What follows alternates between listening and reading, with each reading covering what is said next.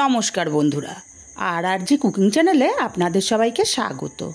আজকে নিয়ে হাজির হয়ে গেলাম সিজনাল সজনের ডাঁটা দিয়ে নিরামিষ একটা অসাধারণ রেসিপি নিয়ে, যেটা গরম ভাতের সাথে জাস্ট ফাটাফাটি লাগে। তো চলুন শুরু করা যাক। আমি এখানে আমার পরিমাণ মতো আলু একটু মোটা লম্বা করে কেটে নিয়েছি, আর এখানে সজনের ডাঁটার পরিমাণটা বেশি নিয়েছি, আর নিয়েছি দুটো বড় সাইজের টমেটোর পরিমাণটা বেশি দিলে খেতে বেশি ভালো লাগে। এখন একটা কড়াই গরম করে দিয়ে দিলাম 3 চামচ পরিমাণে তেল। তেলটা গরম করে বেশ কিছুটা বড়ি দিয়ে দিলাম। বড়িগুলোকে নাড়াচাড়া করে লাল করে ভেজে উঠিয়ে নেব। একটু বড়ি দিলে টেস্টটা খুবই ভালো আসে। বড়িগুলো উঠিয়ে নিয়ে তেলের মধ্যে একটা শুকনো লঙ্কা ছিঁড়ে দিয়ে দিলাম, আর দেবো 1/2 চামচ পাঁচফোড়ন। ফোড়নটা একটু ভাজা হয়ে গেলে কেটে রাখা আলুগুলোকে দিয়ে দিলাম। আলুগুলো ফোড়নের সাথে মিনিটখানেক নাড়াচাড়া করে নেব। এবার দিয়ে দেব কেটে রাখা সজনের ডাঁটাগুলো। সজনের ডাঁটা আর আলুটাকে নাড়াচাড়া করে আমি ঢাকা দিয়ে কিছুক্ষণ কষিয়ে নেব।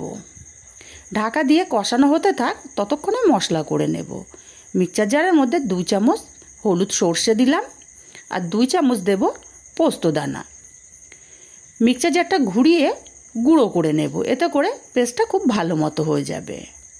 সুন্দর মতো গুঁড়ো হয়ে গেছে। এখন ঝালের জন্য এখানে আমি 6টা কাঁচা লঙ্কা দিয়ে দিলাম।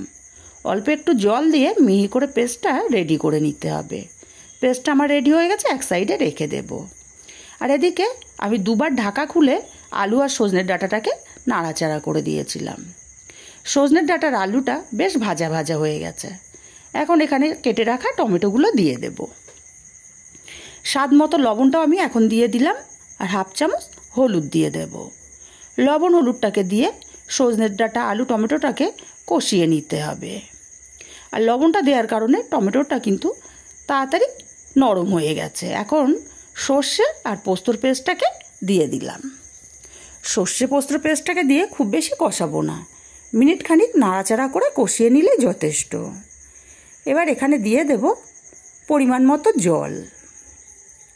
জলটাকে দিয়ে খুব ভালো করে নাড়াচাড়া করে মিশিয়ে দেব।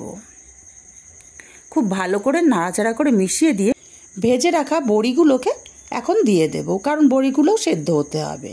এবার ঢাকা দিয়ে 5 মিনিট রান্না করে নেব। 5 মিনিট পর ঢাকাটা খুলে নিলাম। এখন এখানে দিয়ে দেব 1 চামচ চিনি, যেহেতু নিরামিষ রান্না। চিনিটাকে দিয়ে নাড়াচাড়া করে ভালো করে মিশিয়ে দিয়ে আর ঢাকা দেব না, ঢাকা ছাড়াই আরও 2 মিনিট ফুটিয়ে নেব। আরও 2 মিনিট ফুটিয়ে নিয়েছি, আর এই ঝোলটা কিন্তু থাকবে না। ঠান্ডা হলে ঝোলটা একদমই টেনে যাবে। কিছুটা ধনেপাতা কুচি ছড়িয়ে দিলাম। ধনেপাতাটাকে দিয়ে ভালো করে নাড়াচাড়া করে মিশিয়ে নিয়ে আমি আলাদা পাত্রে নামিয়ে নিয়েছি।